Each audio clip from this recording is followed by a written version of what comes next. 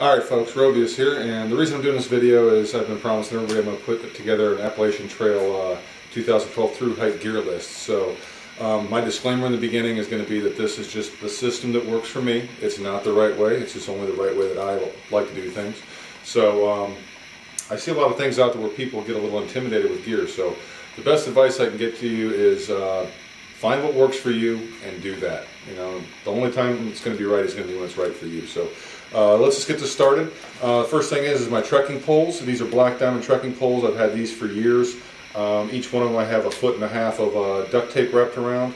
They are telescoping poles and work wonders. They're a little bit heavier than most, but just for the fact that I've had them for years and to save cost, I'm just going to go with these. The next thing I have is a ULA Ultralight Adventure Equipment backpack. This is the Catalyst.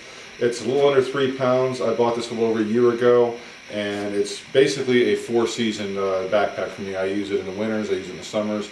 You can fit a bear bag in it. This has got all my clothes in it, plus some winter gear that I'll be taking along with me. On the outside here, I've got strapped my Crocs. These are a little bit heavier as far as camp shoes go, but these also allow me the opportunity if, say, something happens to my shoes, I could wear these to hike short distances with, as well as fjording streams and for just general purpose stuff around camp. So heavy, but I'm going to use these anyway.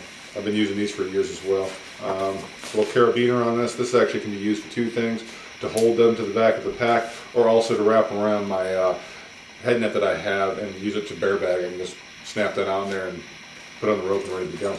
The outer pack pouch here, which I really enjoy out of this pack, I've got several things in. First I'll go through my ditty bag, and in my ditty bag, one thing that I have that is a luxury item that my wife bought me for Christmas is the Barnes & Noble's Nook. This is the just a basic version one with the carrying case to it, and it is a luxury item, but the reason I like it is the Appalachian Trail Long Distance Hikers Association. If you subscribe to them, you get a PDF format of the Appalachian Trail's Thru-Hikers Companion. So I've actually got that on there, as well as several books that I could read when I get into camp, and especially with the shorter days in the beginning, it'll be something to keep me kind of going. I also got 50 feet of cord. This is really ultralight cord, holds up like 300 pounds. Cheap head net for when mosquitoes and bugs come out. The cords that come along with both my camera and the Nook to charge it, but it's also, the Nook's got a dual-purpose 5-volt attachment that you can hook up to a USB, and then it's got a plug that you can plug into places. So along the trail, whenever I stop to get a hostel stay or a motel or something like that, I can plug up and recharge my iPod, as well as, or it's not an iPod, MP3 player. I've got my little ditty bag here with some toothpaste, dental floss, and my actually collapsible toothbrush. The dental floss can also be used for, you know, stitching up gear if you really needed it in an emergency situation. I've also got a Thermarest patch kit. I've got one of the Neo Airs, which you'll see in here shortly, and I never had a problem with it, but just in case I do get a puncture, last thing I want to do is have no way of patching it up when I'm out there, so I do have a small little patch kit for it. I guess what you want to call it, poop bag. I've got Cottonelle fresh wipes in there and some toilet paper that are wrapped up, and I do try to keep everything compartmentalized so I can just grab it and go in the morning and wherever I need to be. And then here's my little bag of have-nots that you gotta kind of have. I've got some Sports Slick in a little bottle here, hand sanitizer, Dr. Bronner soap, Benadryl, some Advil, ibuprofen, things along those lines in there, Band-Aids, a little bit of moleskin, and a needle and some thread to deal with blisters. And then also I've got 3 AAA batteries that are going to be with my headset, and also something that I'm going to have actually my phone in as well, which I don't have in here, but that's everything on the outside. Another thing I like to keep on the outside of the pack is my water filtration system.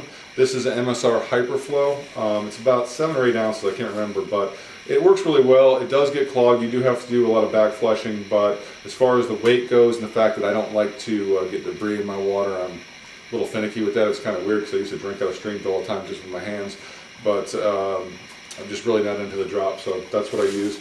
And as well, I've got another 2-liter platypus bottle in here. This is what I use when I get into camps.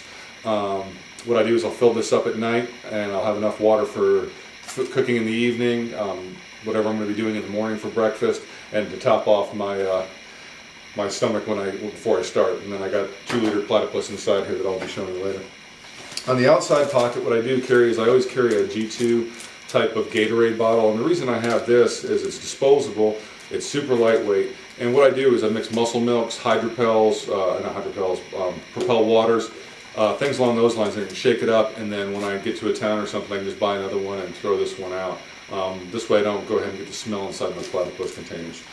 Another luxury item that I have that actually serves the dual purpose is this Thermarest open cell foam sit pad, and the reason I use this is because when I get into a place and I'm sitting down, I don't want to be all wet and everything like that, and it gives you a little solid cushion when you're sitting down for a long break such as lunch or dinner and things like that. Also, what I do is I'll put this underneath the head of my my air mattress, and this will raise it up a little bit, as well as the pillow you're going to see that I have in there as well. So outside in the outermost pocket over here, I have the tripod that I have the camera on top of there. And on this side, I've got a Cuban fiber stuff sack that's got several things in it that I want to get to during the course of the day. First thing is an MP3 player. This is a Philips MP3 player. It's got a radio on it, which is very, very nice, so I can get local radio stations in that I can probably get weather updates and things like that, as well as, you know, numbers of songs that I have on here. And it's super, super lightweight. I've had this for almost 10 years, and it's incredible. Also, what I have in there is a Petzl Tika Plus, I believe this is, headlamp. Several different stages for it, self-explanatory. I've got a Gerber 1-ounce knife. Most I've ever needed on the trail was something really small, and it's basically more to open up bags and things along those lines, and, you know, maybe just whittle something that I may need in an emergency situation. I also carry an extra bite valve replacement.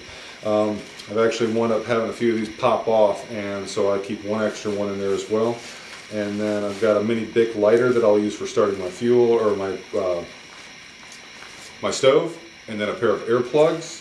And then also I carry a little bottle of, this has got ibuprofen in it, it's got electrolyte tabs, Wanate things, and some things like that. It's just something I can get and grab, that if I need an electrolyte tab or something while I'm hiking, I can go ahead and throw that in there.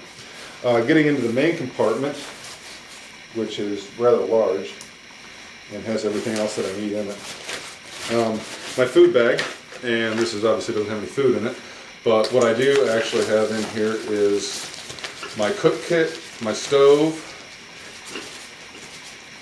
and I don't believe I have any fuel in here at this given time, but this is also a Sea to Summit dry sack that I keep everything in, and you see it's got the little self-made handle that you can use for bear bagging at night. I've got a pot cozy that I've made myself out of Reflectix, a Snow Peak 600 titanium pot, a REI folding collapsible sport titanium, as well as a little bandana there that keeps everything from rattling around, as well as gives me something that I can wipe it out at the end of the evening before I go to bed. And then also I've got my stove, which is an MSR pocket rocket stove. You see a lot of these out on the trail. I've had this for several years and never had a problem with it, even in super cold weather. So really good stove, can't complain about that. Next thing is my clothing bag. Another Sea to Summit dry sack with the handle on it after you close it up. And these things are really nice too, because once you put all your stuff in it, you can press it down, get all the air out, and it really acts almost like a compression sack as well. For the winter, I'm starting off with a Montbell UL Thermarat parka. This thing will take you down to super cold temperatures, so I've used this several times. And I'll be sending this back probably once I get past Mount Rogers in May. As well as that, I've got a Outdoor Research full brim hat that I like to use. And when those sunny days, it keeps the sun off your back, it keeps it off your face, off your ears, and really enjoy it. Super light as well. Used that while I was out in California. And then for winter, as well as summer and things along those lines, I've got a Mountain Hardwear, it's like a Capelline hat, something like that. Some liner gloves also made by Mountain Hardwear that I'll be sending back with the other winter stuff. An extra pair of Right Sox running socks, which I've been using lately. They're really good, they're super light. And then also a pair of REI thicker socks that I'll be using when I go to sleep. As well as that, I've also got a Patagonia. I think this is a heavy. It's an older model as well. I've had this for several years. But this is a base layer, and this is what I'll be using to sleep in. These will only be... sorry folks, the camera ran out, so just wanted to start it back up. And a few things that I missed out of there was the other base layer that I have. This is a Go Light medium base layer. several years old as well, super light. And then also I'll carry an extra bandana in there as well, just probably not this one, this one's the one I was actually carrying for hiking during the hunting season. So the next thing that I have in here is going to be my rain gear, and I have this inside of a Cuban Fire stuff sack. I've got a pack cover that I'll be using for those heavy rains, and then also a pair of Sierra Designs wind/rain pants. I just purchased these last year and haven't really had a chance to try them out too much. They are excellent as far as keeping you warm though in extra cold climate, so more than likely I'll be using those when I get into towns as an extra pair of clothes when I'm washing clothes. As well as this is the Go Light Verga rain shell. I'm not even sure if Go Light makes this anymore, but it's a great rain jacket. The only thing is you will get hot and sweaty in it, so I use it on heavy rain days when it's cold, or otherwise I'll usually just opt to get wet. Next thing I have in here is the Neo Air sleeping pad from Thermarest. This is the long version.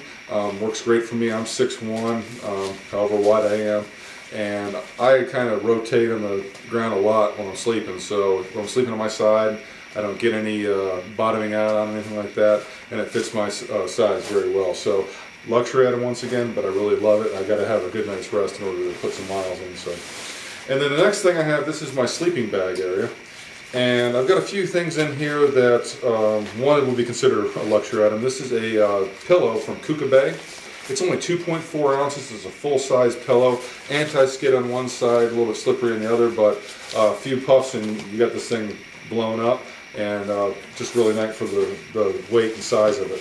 And then also I've got a cocoon mummy liner that I use. This is a silk liner. It's one of the lighter ones.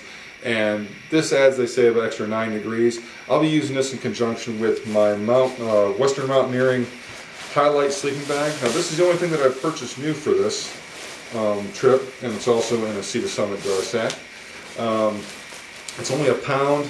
I'm a super warm sleeper. This is a 35-degree bag along with the cocoon mummy liner. I could sleep probably down into the teens with this and still be very comfortable, along with all the extra clothes that I have as well. So. And then my last thing that I have in here, other than my water bladder and the hose, is my tent. This is a Henry Shire's tarp tent, double rainbow.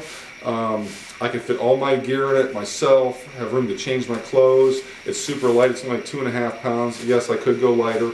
I have gone lighter, but I really love this tent. I've been using this tent for almost 4 years now and have nothing bad to say about it.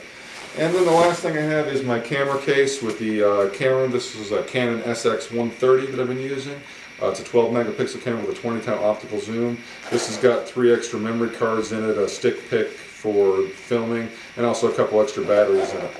With all that said and done, with the winter gear and everything else, minus food, water, and my fuel, this comes up to 18.25 pounds. So I'm pretty happy with that. I've been using this setup for a while now.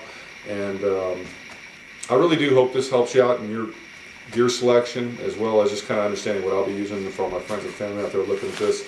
This is what I'll be living on for the next several months. So if you got any questions, feel free to shoot me an email or leave a comment below in the section. But otherwise, happy trails, and see you later.